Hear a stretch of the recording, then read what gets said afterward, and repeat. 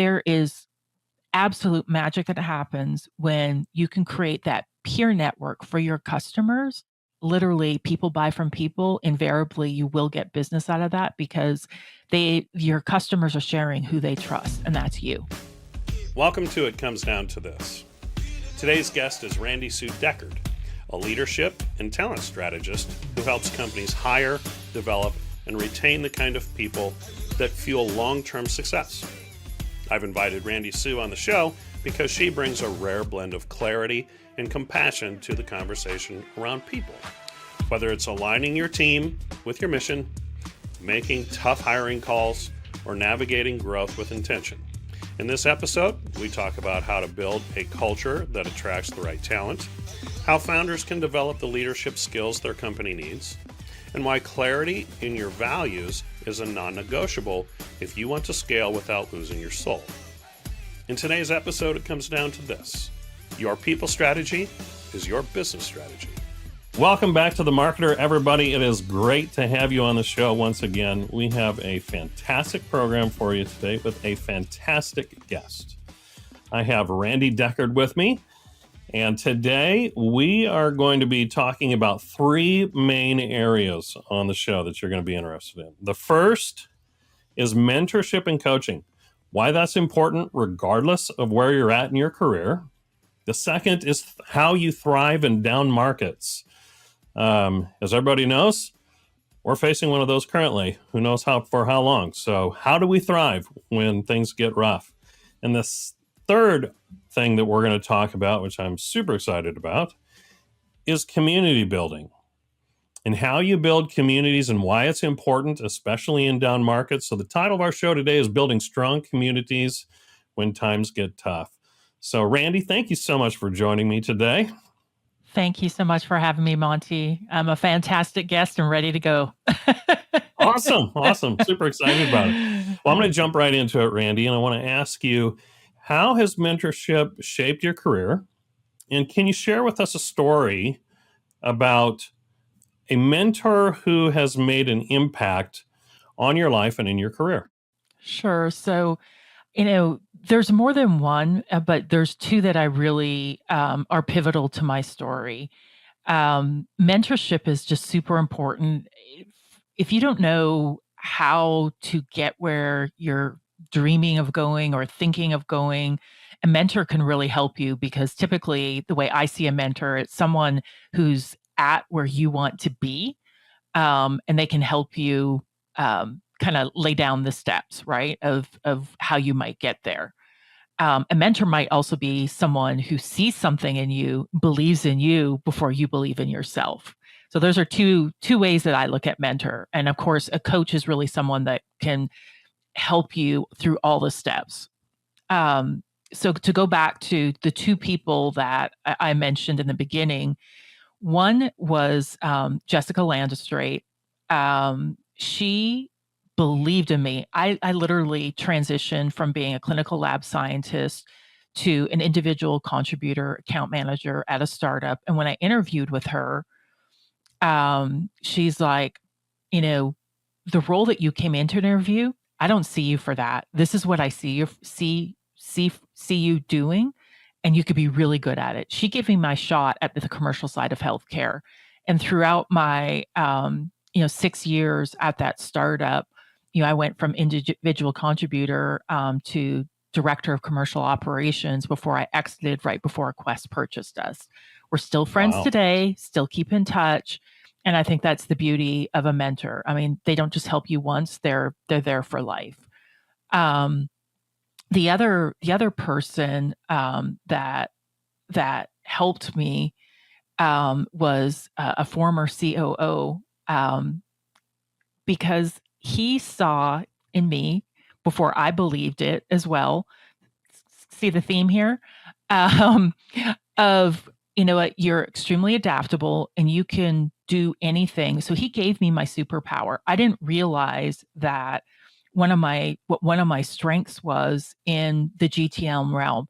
I have held every single role that is possible except marketing, even though I oversee marketing, because of that. I just extremely curious, and he really inspired and put that belief and fire in me that, that was a gift. And I just hadn't seen it for myself, the whole forest for the trees conversation that you can have. So the stories we tell ourselves. And so I just think it's really important that you find people who have either been where you want to go or who find something in you or see something in you that you don't believe yourself. And it can be better than you actually imagined. Because 15 years ago, if you had asked me if this is where I'd be, have told you no. I would have been a forensic pathologist. Wow. Yeah. That's that definitely shows the impact that a mentor can have on your life. That's for sure. 100%. And I resonate with that very much.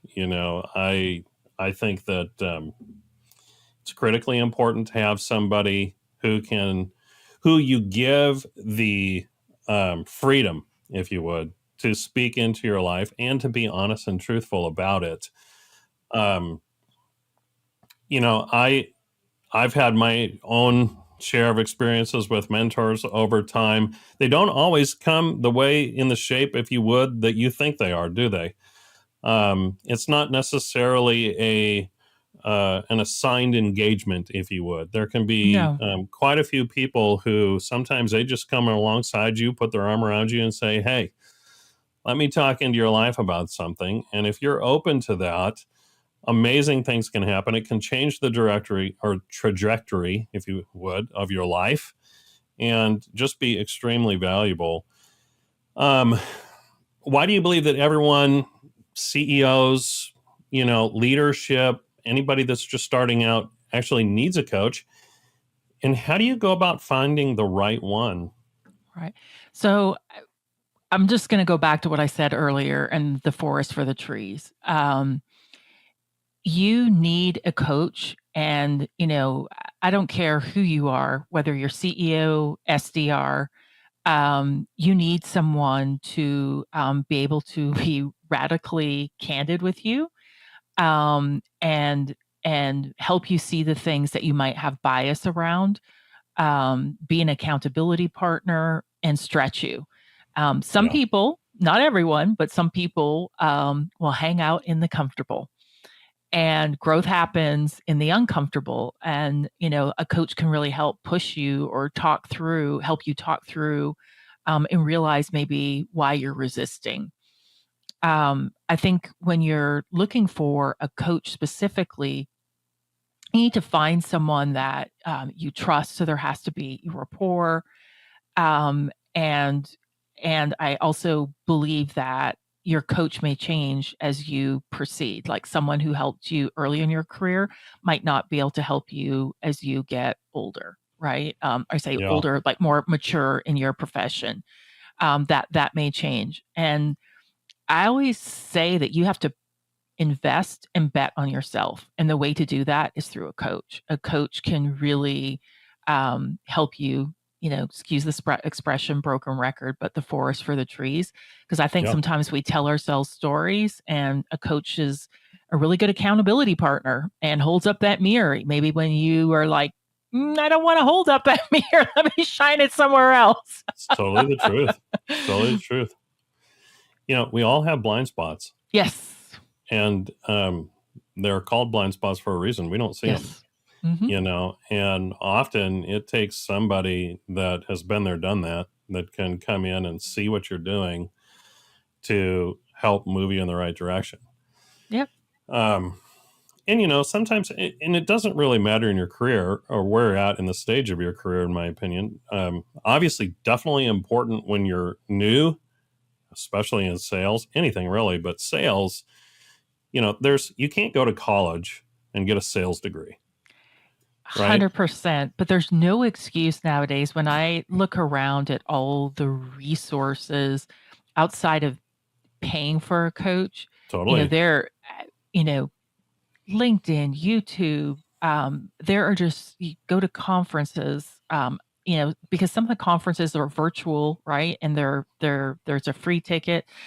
I'm just saying there's so many free resources outside of, without question, without, necessarily paying for it. I always say though, just be careful who you are consuming or listening to. Yeah.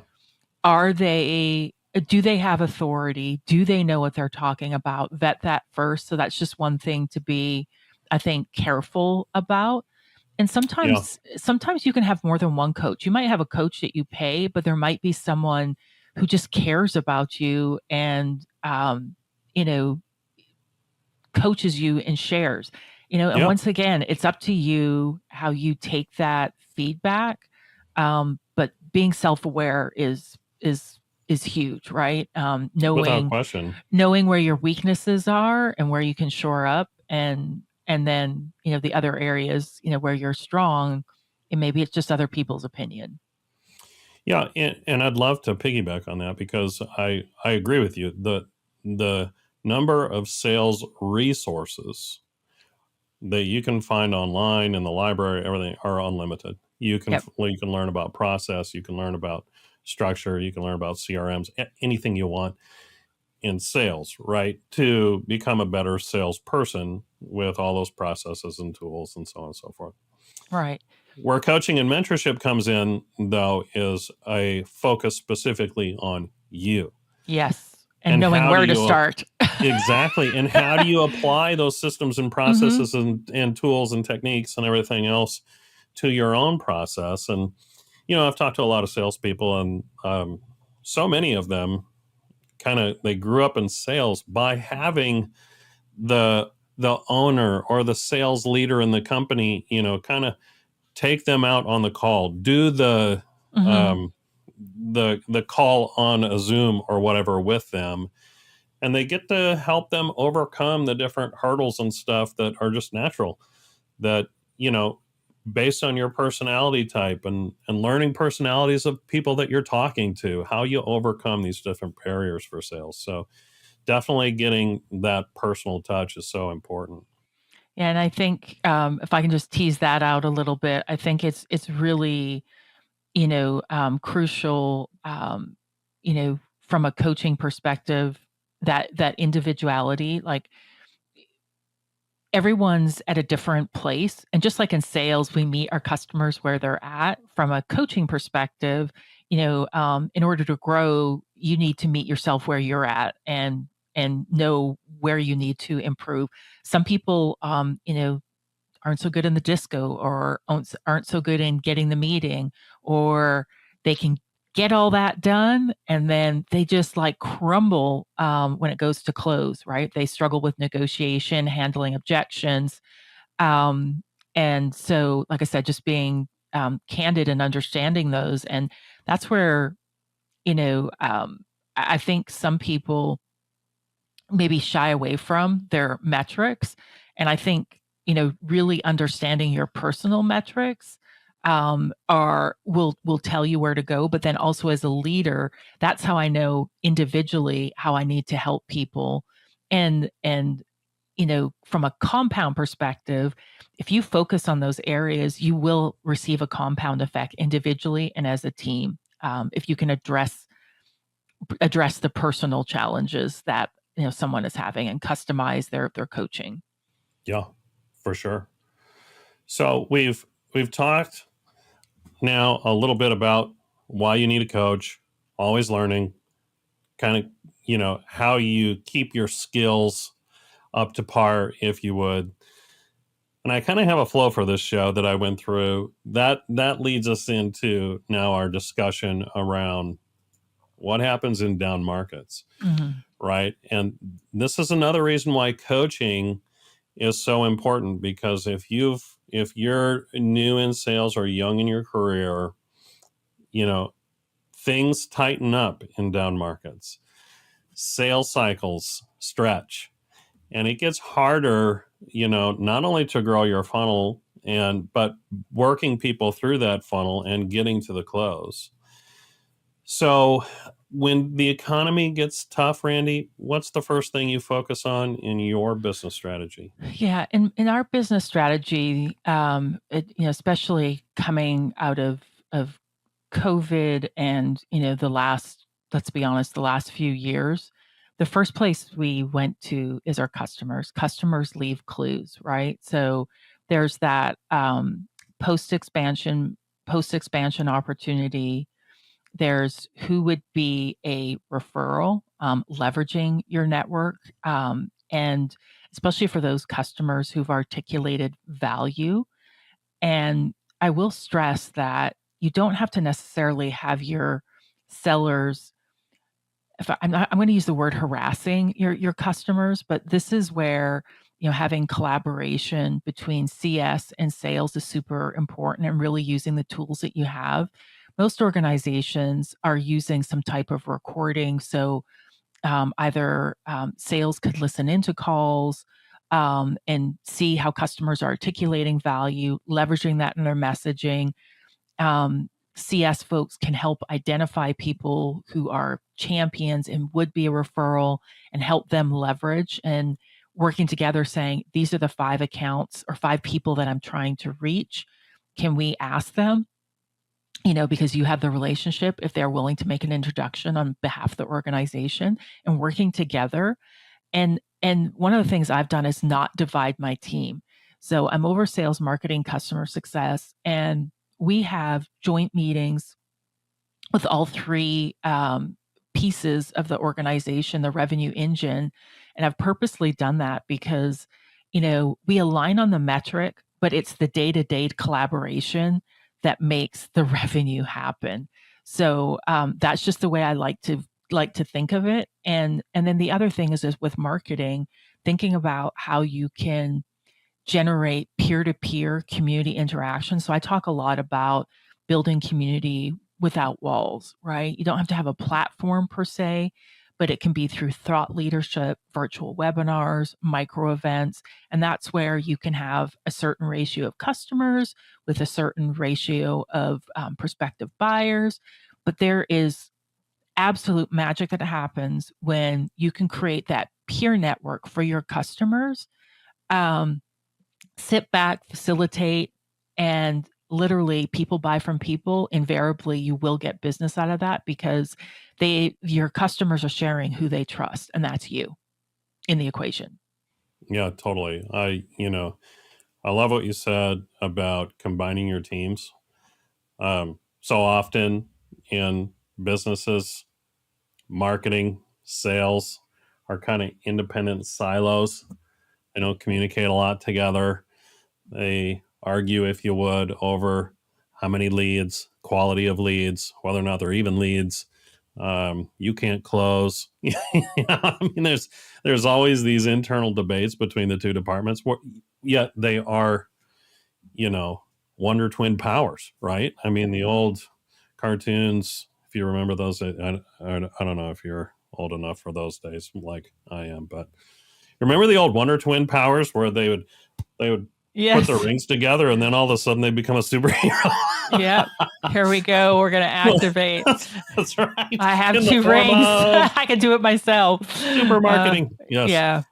So, you know, being for the two teams to be able to come together and understand, okay, what does the potential customer actually need? Where are they at in the sales journey, and what's your role, and how you're going to push them through that journey, and what's my role and how am I going to assist in that? What's the number of touches that it takes? What do they need? All those things are so vitally important when it comes to marketing and sales. And that's why on this season of The Marketer, I've chosen to bring in more of the sales component, because listener feedback is, hey, that's only one side of the equation. That's this silo. We still need, the Yep. sales silo, if you would, to combine into it. So, we're coming up on an election. This is, if you're listening to this, while at the time of recording, the national elections are coming up. Economies are down, as they're unstable. Let's say they're unstable at, inflation's up, so to speak. So it is true that businesses, just like people individually in their families and homes, are concerned about the economy and are probably at this time of year starting to cinch up those pocketbooks, if you would. Right. So in while working with your marketing and your sales teams, does that have any factor on their approach to the market? Do you guys shift your strategy throughout the year to accommodate these different things? Or is it kind of set it and forget it, just kind of push through? Oh, I love this conversation. So, first off, strategy is, always done on an annual basis, but quarterly, we review. So, what's going well, what isn't, and what happens out of that is okay, we had hypothesis, former scientist here. We're going to, use that word. And, we experimented and did we like the outcome? And from that, we're always looking at data and context. And the context is kind of what you talked about, the political political environment, the election, the economy's down, and then of course additional context is, depending on the market you're in, some sectors have been hit harder than others, right? So there's that data and then what I call the context. So I want to look at the whole ecosystem a quarter by quarter, and we decide what we're going to double down on. We decide what we're going to let go of. And is there something that's a little interesting? Should we try? And then is there something that we're seeing results? We're going to let it go a little longer and evaluate. And it's an iterative process. So, you know, even though we set this, it's not set. Yeah. It's continually being iterated, right? Yes. And if there was ever something that was so blatant that, oh, we need to chop this now or stop this now, we would do that, right? So I just feel that you always have to give things enough time. And that's why we review quarterly. And sometimes things we let go longer than a quarter because we evaluate and we say, we don't have enough data. It looks like we're moving in the right direction. Let's give this a little bit longer. And that's also how I manage up when I, talk to executive and board. That's how I share is like, these are all the things that we're doing. This is what we let go of and why it didn't work out the way we expected. But this is how we're pivoting, whether it's double down and this is what we're extending. And this is what what you expect to see next quarter. So they know exactly where we're headed and why we've made the decisions we've made. And we do that as a team because, um, you know, my team is closer to the customer than I am all the time, right? Yeah. Yes, as a leader, I do make time to talk to customers, but they're in it like the details in the weeds, right? And so I rely on them, but we look at data and context continually. And that's my job is to help pull that all together when we have those conversations. What are the key performance indicators that you track besides closes? What are the main things that you're looking at to make those decisions? Sure. So it's not just closed, what closed lost. It's things like your actual contract value.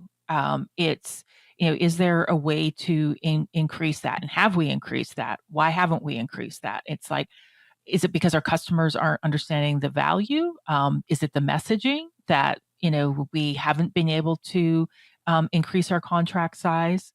The other thing that we're continually looking at is customer lifetime value. And the reason that I use that is like, are we targeting the right customer? Now, the Right. current company that I'm at, we're fairly mature. So we have our ICP pretty locked down. But I share that because depending on the stage of your company and where you're at, you may need to look at that and because a bad customer can cost you money, time, and resources that you don't have, which is super, Without question. which is like I said, in a down, you just can't do that. And then the other thing that we the other KPI that I like to look at is you know the cost of an action, how much closed lost and why, and looking at those deals specifically, because typically what I've found when we look at that, that's another opportunity to coach the team as a whole, but also individually, because discovery never stops, and you have to continually qualify. And sometimes, as crazy as it may sound, one of the things that I've learned as a leader is, communication is important, but so is repetition. And so Oh, always yes. revisiting foundation skills, as well as building, right? So that's my opportunity looking at that closed losses. That's why my way to revisit foundational skills.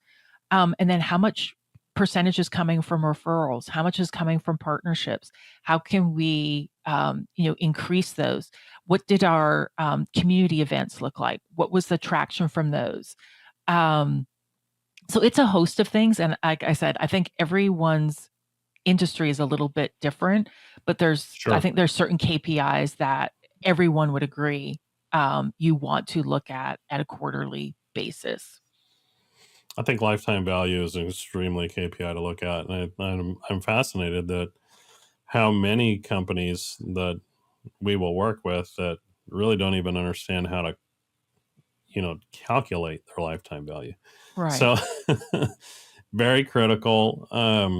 As you're talking, and in this segment of the show, um, tracking all those key performance indicators, quarterly making adjustments, had to lead to a time when you had to make a difficult decision. Um, So, Walk me yeah, through a story of that if you don't mind. yeah, I think, anyone who's been in leadership has maybe had to come to the realization that, you know, the business unit economics, meant that there needed to be a change, on the team. And so when I was at the startup that I mentioned, I had to look at my team, and do a riff because we as an organization expanded too quickly. And I think that's what some companies, have experienced over the last 18 months, 2 years, is that there was this growth at all costs and there was a lot of money. And now they've had to be more efficient, bootstrapped, and you have to do more with less. And if you overhired in the wrong area, you just don't have the funds to support them, right? So you Yeah, have to make some hard decisions. You still need to service your customers. You still need to get new customers. So it's hard, especially when you're part of the team that retains customers and is also generating new revenue for the organization to make a decision like that. It's really tough. yeah. Um, and I never want to be in that position again. It's no fun. Uh, it is It's no never fun. fun. It is no fun because we're human and you're impacting people's lives when this happens. And I don't take that lightly, as a leader. But I think sometimes, even with all the strategic planning we doing and all the context things we look at, the industry, the political climate, whatever the case may be of all those different contexts that you need to look at for your business, sometimes you make a mistake. And Sure. I'm a huge proponent of what did I learn from this and how can I ensure that it doesn't happen again. And in that instance, it was asking better questions and maybe challenging, should we be hiring all these people right now, with XYZ? And so that was my lesson that I took away from that. So I've always been very judicious since on the size of my team, making sure that they're obviously not overwhelmed, but I'm getting maximum because I just don't want to have to go through that again. Yeah. Yeah. I mean, the fact of the matter is, business is business and we can do Mhm. all the SWOT analysis that we want. Sometimes, the strengths, weaknesses, opportunities, and threats. Sometimes you just can't factor everything in. 100%. And And I'm in healthcare, and like this year, the last 12 months, cybersecurity has rocked the healthcare world. Oh, And of yes. course, I don't not just not just healthcare, but then I think about like the CrowdStrike incident, like how many people were impacted in businesses and how much revenue was lost as Yeah. a result of you know, a single change that as a company it's kind of out of your control, right? But Yeah. you're left holding the bag for that.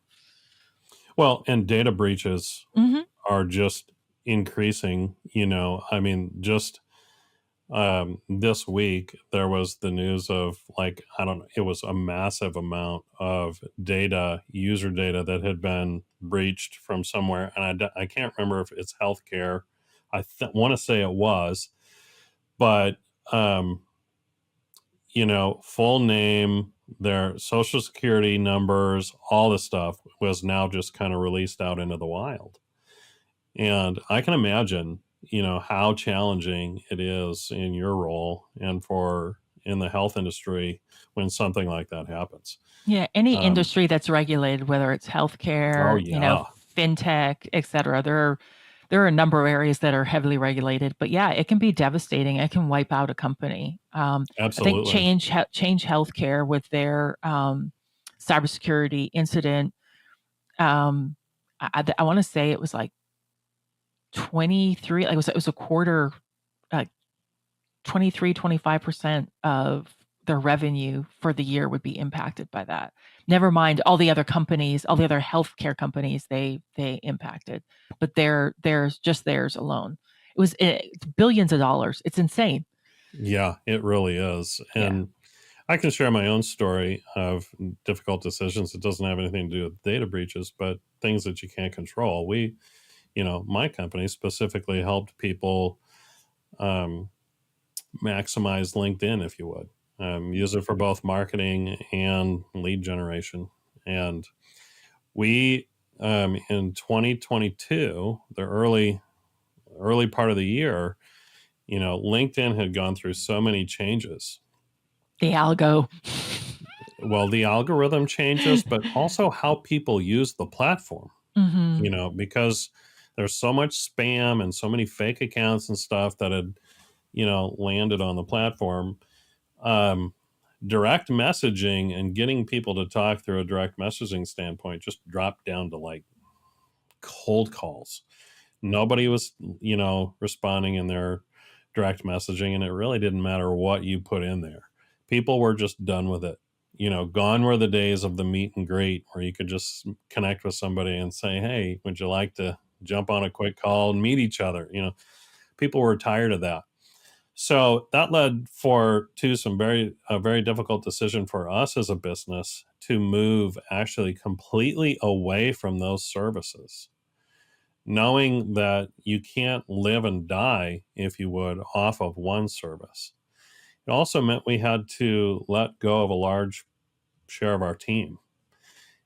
So again, those types of things can happen, and they're not expected. You hope they never do, but they just do. And so that leads us into our last section of this podcast, Randy, where we talk about community. And why is it so important to build communities within your business, right? So you've done some impressive work building communities at Pavilion.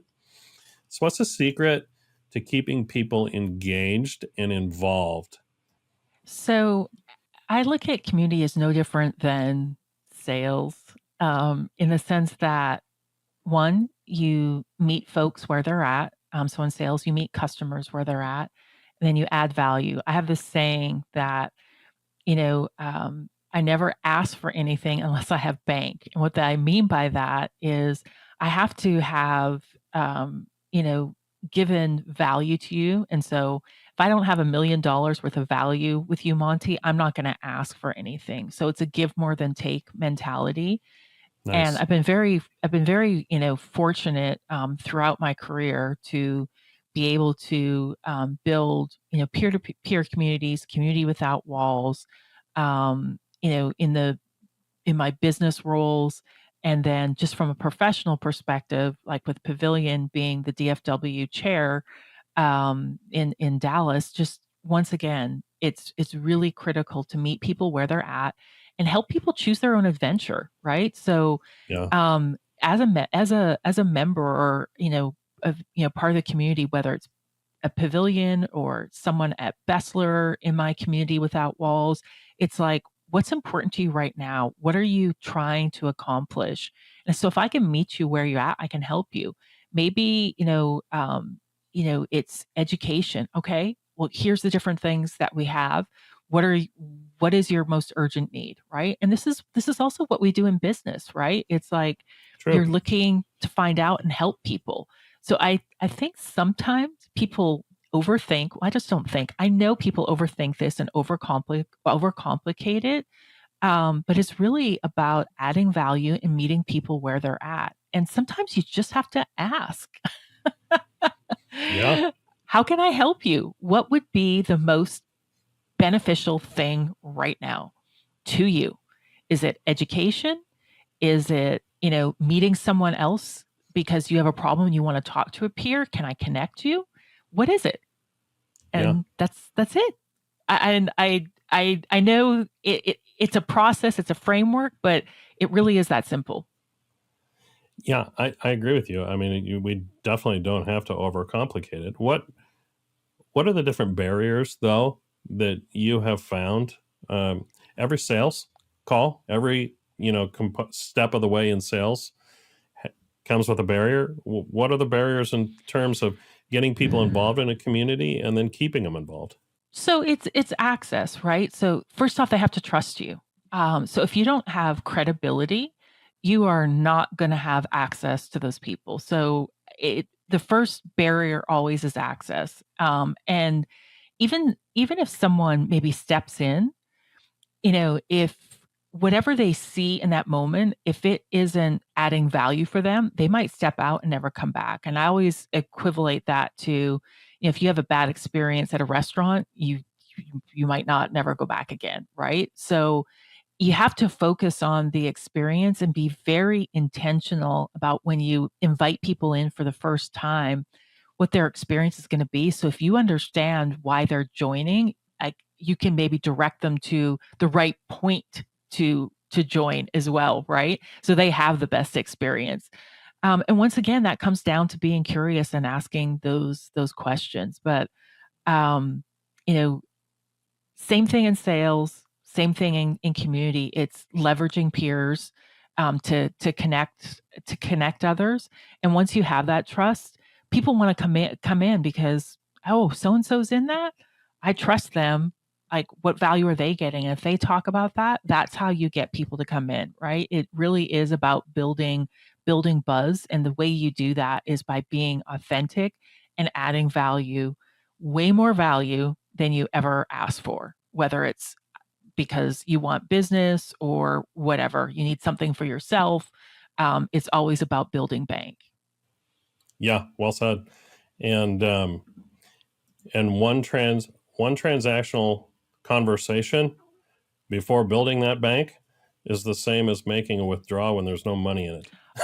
100%. And it's a build up, right? So Yeah. that's such a great point. I always talk about with my team, um, you know, uh, planting seeds, right? And nurturing relationships.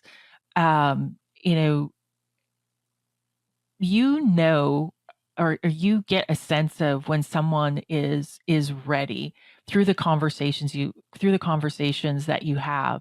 But if you haven't earned the right to that access yet, you're 100% correct. It is transactional, and you are nothing but an irritant because you are adding no value. Yeah. Yeah, I love that. You are an irritant, and Yes. what people do with an irritant is try and get away from it. So 100%.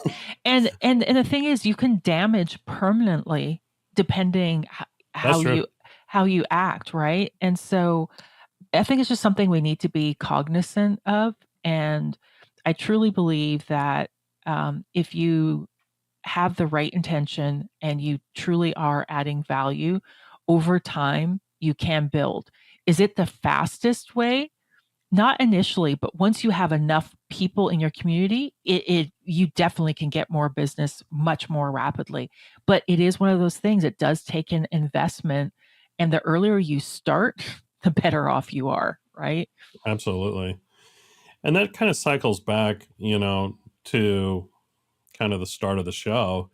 I know this is a particular episode that maybe if you've been listening kind of seems disjointed. How do we go from, coaching to now it's down economies and what are you doing down economies to now community building? But if you really think about it, the underlying theme here is from start to finish, you've got to get yourself personally in a mind space and in a position to be able to effectively communicate as a salesperson or as a marketer. Then your market is always going to change. We happen to be in a down market. So then how does that coaching come into play? How do you keep your self growing? And that makes your coaching and stuff so much more important. And now we're talking about communities.